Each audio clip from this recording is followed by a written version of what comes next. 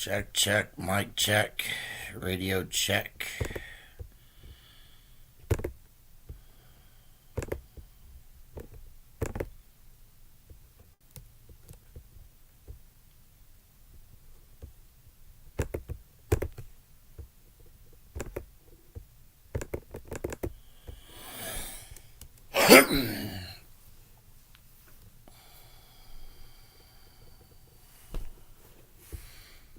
Can't get this right, can we?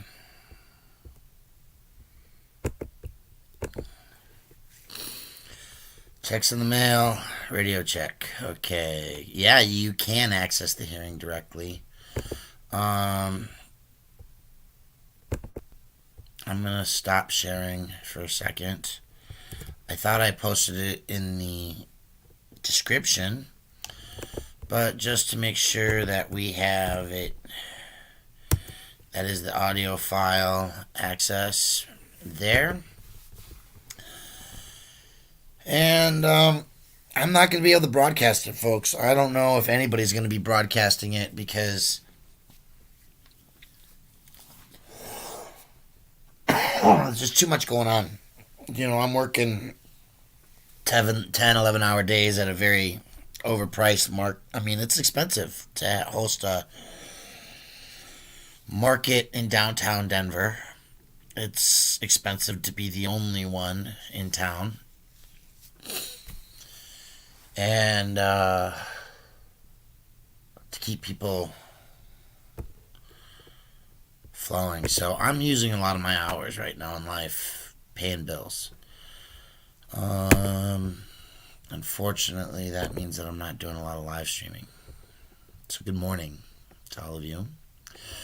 Let's see if I can cover some things while we're here because that isn't working on that tab. So right now there's a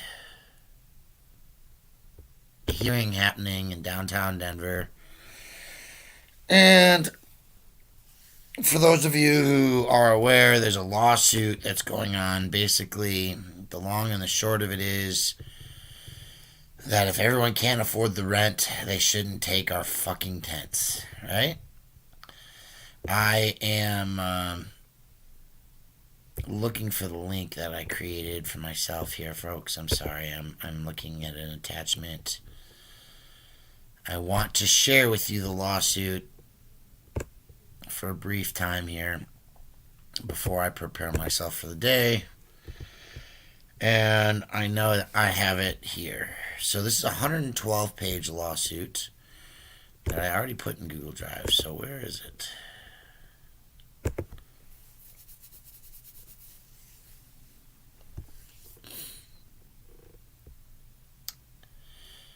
It's Denver Homeless Out Loud, Charles Davis, Michael Lamb, Sharon Meitzen, Rick Meitzen Jr., Tomosa Dog Trail, Steve Olson, Gregory Conexton, Sean Martinez, Lisa Massaro, Nathan Warner, on behalf of themselves and all others similarly situated.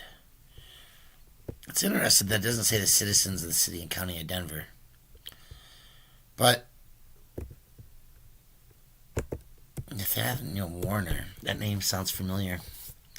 And it's against, I wish you guys could see this. Let me get this to you here,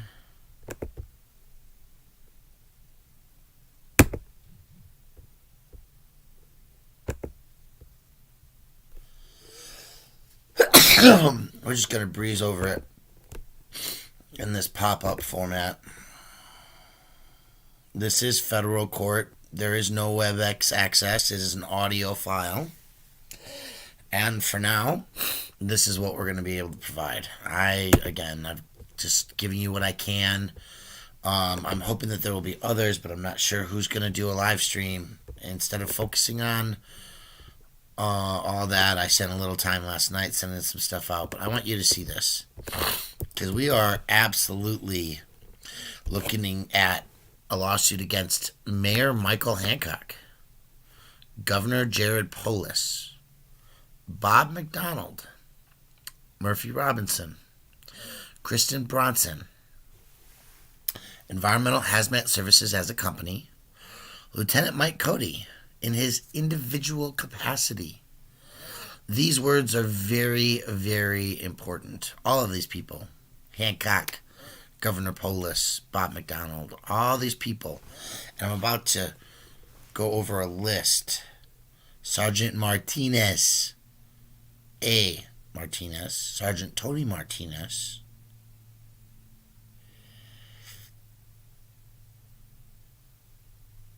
Monthalong, Moore, Conover, Puvaset, whatever, I cannot pronounce it. Randall, Hunter, Martinez, Wilson, Odland, Martinez, Sam Wallace, Jay Harvey. Everybody knows Jay Harvey.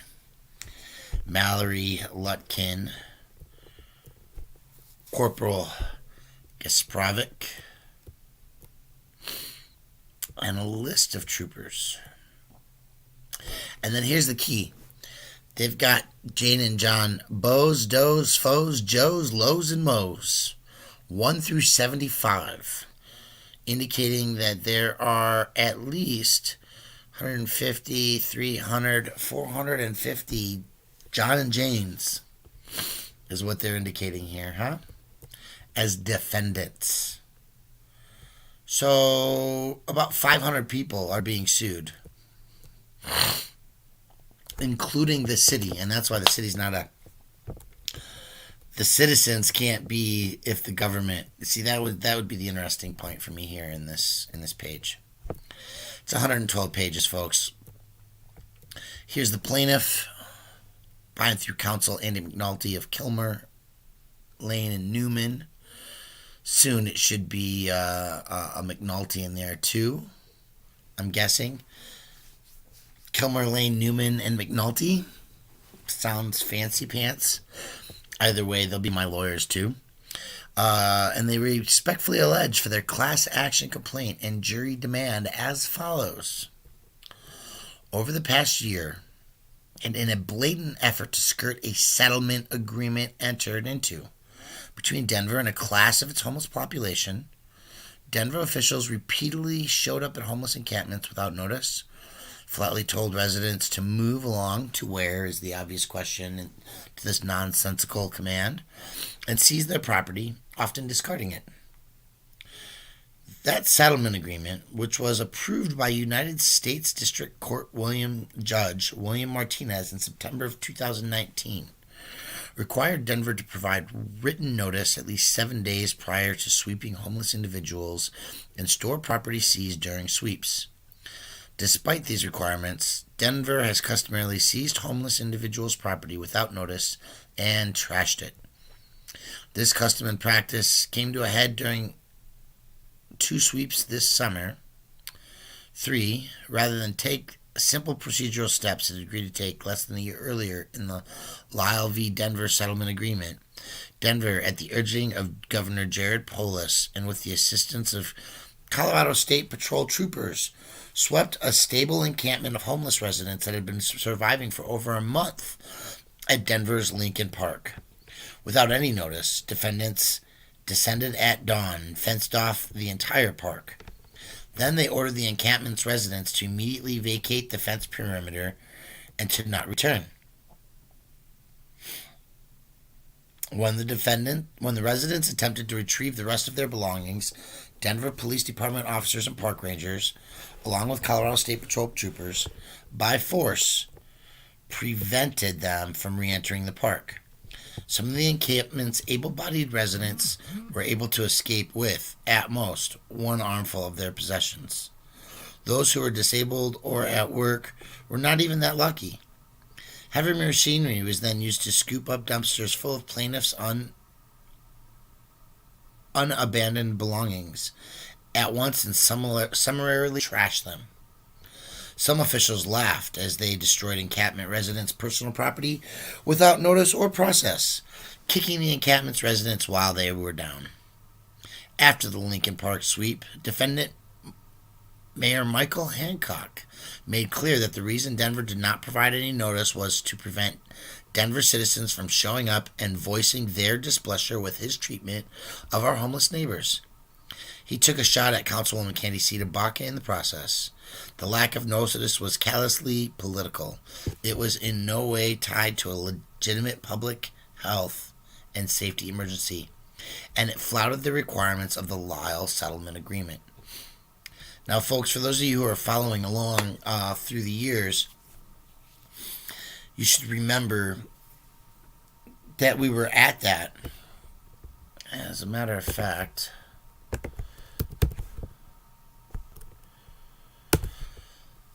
we were not only at that, but we were filming when employees of the city were denied access to their clients. The case managers who couldn't serve if they can't find the people. The people whose IDs, whose birth certificates, whose social security cards, whose prescription medications were all just destroyed in the process.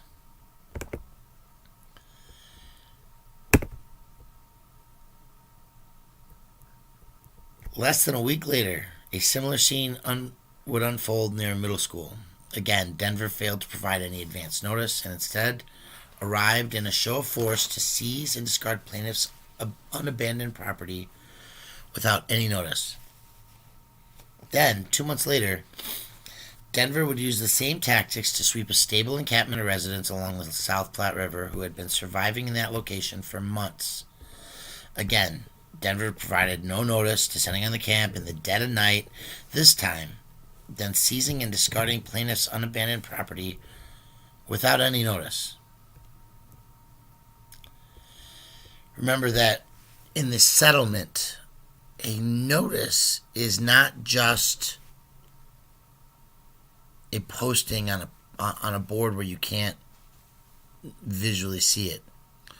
It has to be attached to the property, right? If they're taking it, they have to mark it individually, one at a time. These are keys to the settlement. These sweeps happened in the middle of a pandemic in direct contravention of public health guidelines. These public health guidelines are issued by the Center for Disease Control and Prevention. They specifically state that unless individual housing units are available, do not clear encampments during community spread of COVID-19. The CDC issued this guidance because conducting sweeps significantly increases the risk to homeless individuals and the community of infection with COVID-19. Despite this clear warning, defendants choose to act in direct contravention of public health guidance and to violate the property and due process rights of homeless individuals in a cruel and dangerous manner. And these are not novel tactics by Denver. The sweeps are not new. Instead, they are part of an intricate and Byzantine system of laws in Denver, enacted by Denver politicians at the urging of Denver's Downtown Partnership, which criminalizes homeless individuals because they lack housing and access to amenities that housing provides, such as a place to store personal property, to use the bathroom, and to receive trash services. Included in this scheme are a camping ban that criminalizes unsheltered individuals for surviving outside, and an encumbrance removal ordinance that gives unfettered discretion to city workers and police officers to trash homeless residents' basic essentials of survival and most treasured possessions alike. The homeless sweeps make our homeless neighbors feel as though they are not a part of society anymore. Our homeless neighbors describe a loss of all of their possessions as a part of the sweeps as the final psychic blow when you lose your identity. The harm done by defendants' unrepentant, callous actions is irreparable, but it cannot go unvindicated.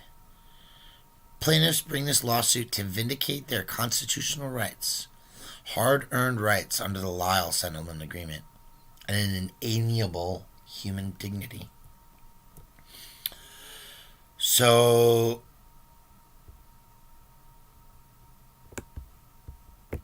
we have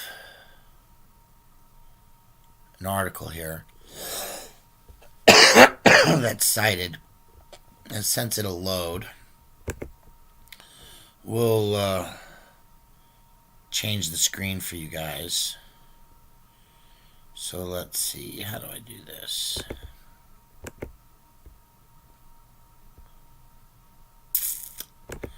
Stop screen, share screen, different tab.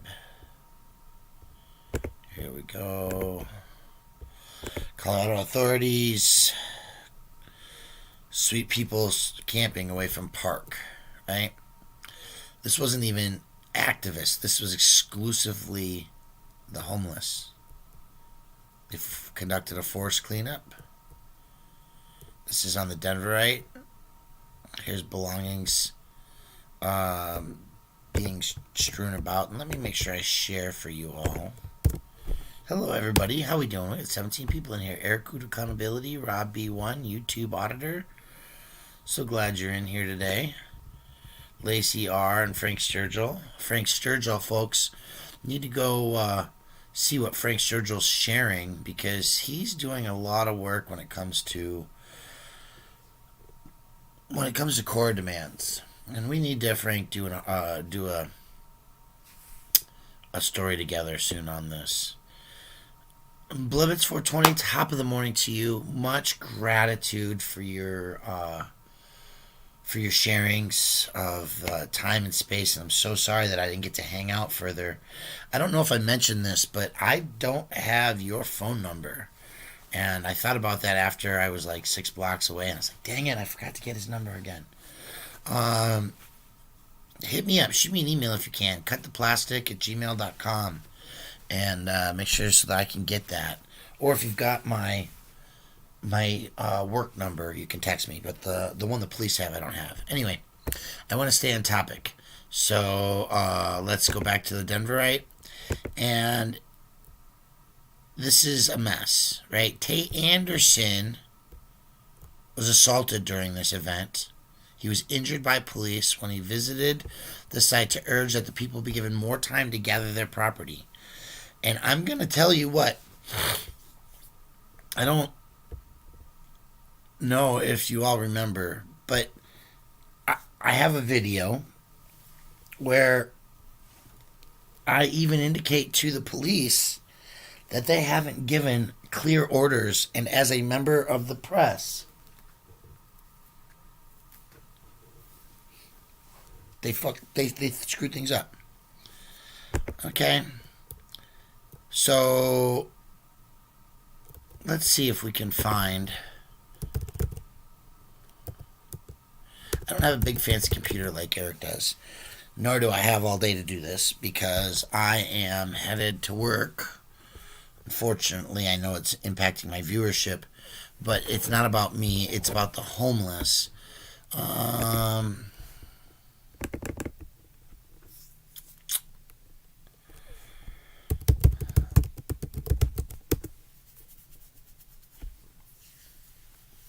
So it says I'm live now, isn't that beautiful? And by the way, if you like the work we do, go back, watch some old videos, share them even, because that's how we grow. Right now, I'm currently losing numbers. I'm assuming it's a lot of bots, a lot of Republican or far right and people who aren't interested in the real work that it takes. I'm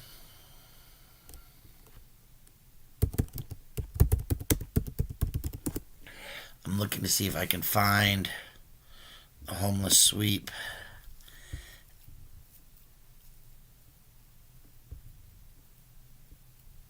Oh, man. No. I don't know anybody who's got a chance. I don't have time to pull it, to hunt it down right now. But,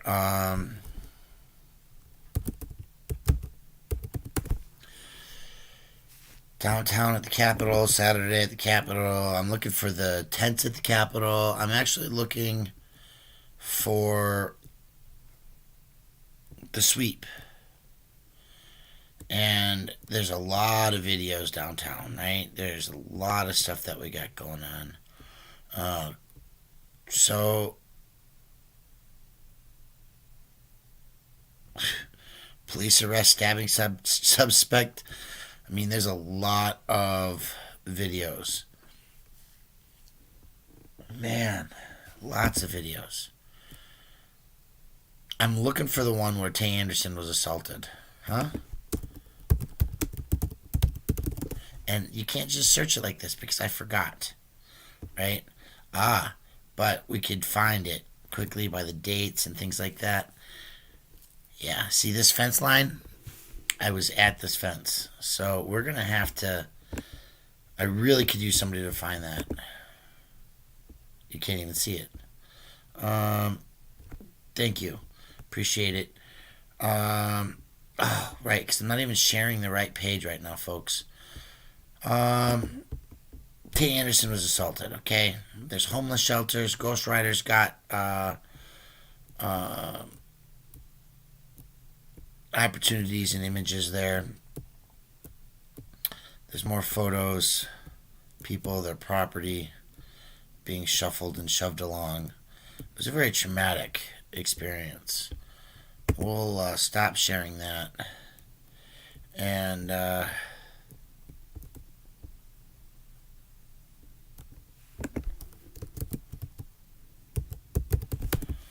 just want to go back to the hearing because it's going to start in 9 minutes, 8 minutes, and I want you all to see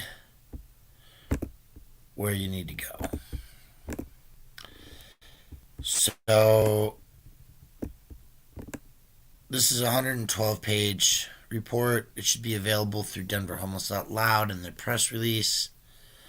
There's a whole bunch of pages showing how these people are citizens, the United States residents, and Defendant Murphy Robinson was a citizen. He's domiciled in Colorado. Hancock's the same, responsible for supervising defendants, and that's the employees, right? The mayor gives the orders. The employee follows them by giving instructions. The supervisor has teams that are accountable, and the employees under them are also accountable. So all of those times, these people are then defendants. They're working in their capacities, and because of new laws, they have individual liability as well as the cities having liabilities. So all of these people are citizens, they're employees, they're troopers, they have an oath to the Constitution of the United States of America. Ladies and gentlemen, that's the key. It's an oath to the Constitution of the United States of America. And when you don't keep that oath in your individual capacity, you're violating. So, thank you for going to the courtroom. I'm going to do that. I'm going to try to do that while you're here. For those of you who can't, don't have the info, maybe you're just going to give me some watch hours.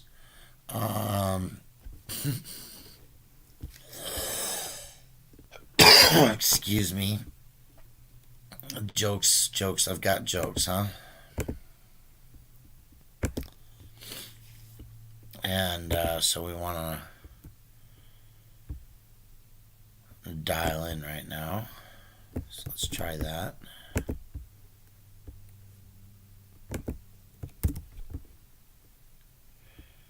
And then I gotta start getting ready for work. Putting on 12 layers of clothes takes a really long time.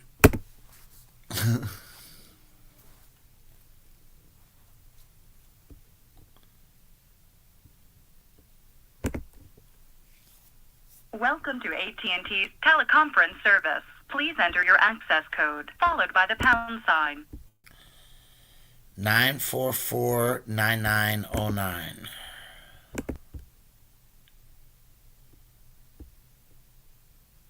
9 Your 44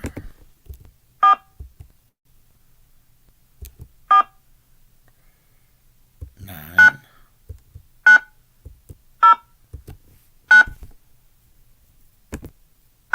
Your access code was not recognized. Please re-enter your access code, followed by the pound sign. 944-9909.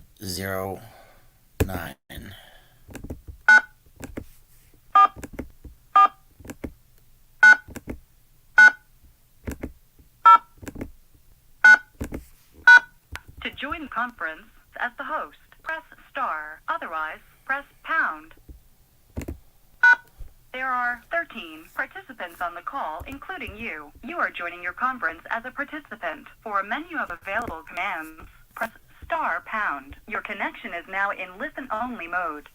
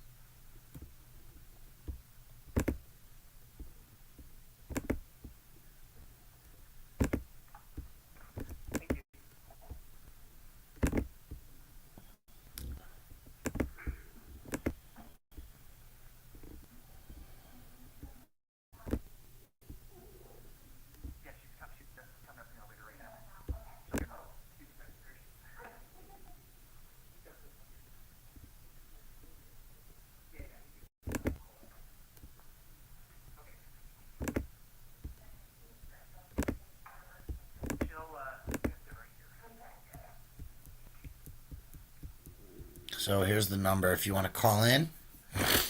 Folks, I hope you can see that.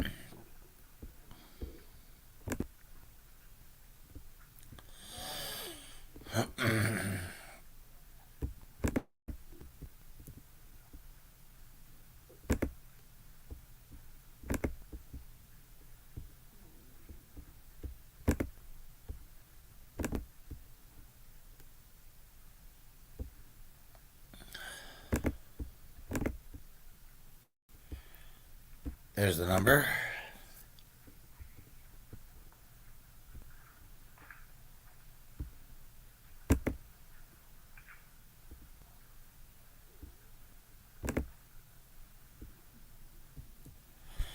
On December 15th and 16th, 2020, Federal District Judge Martinez, that's Federal District 10, will be hearing our case against the city of Denver in the state of Colorado for violating constitutional rights by sweeping people without homes and with nowhere to go, even in a global pandemic.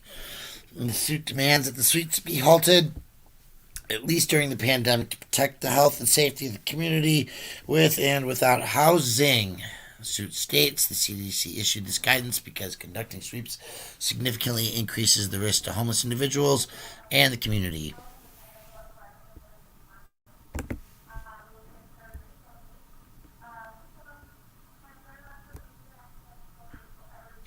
I am having a hard time hearing, so we're hoping that that'll come across better soon. Once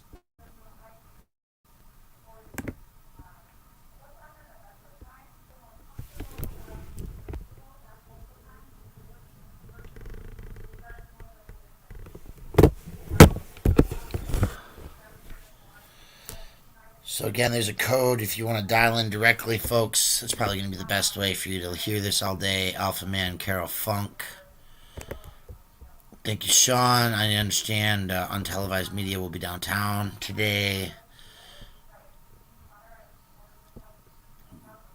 Puck your privacy.